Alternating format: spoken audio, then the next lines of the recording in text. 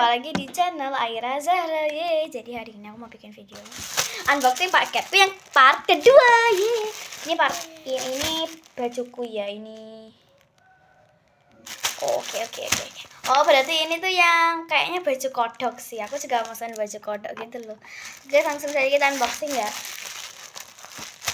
Semoga nggak kecilan kayak punya adik aku. Tekan bener baju kodokku, nanti aku mau pakai di rumahnya. Ya, itu juga dipakai. Mau dicuci apa kan? Kira buat apa aja ya kak? Oh, Dicuci apa enggak? iya guys, kayak gini. Aku pesennya warna pink, pas banget datangnya warna pink. Nah, buka.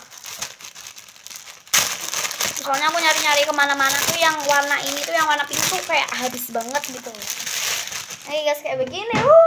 Kayak begini. Oke guys, pas ini. Mau cuci dulu nggak? Kecilan. Nih kayak gini ya. Kecilan. Enggak kecilan. Pas. Soalnya kalau kegedean nanti gini jatuh terus. Tuh kayak gini pas loh guys, buat Ini aku. kecilan buat 1 tahun.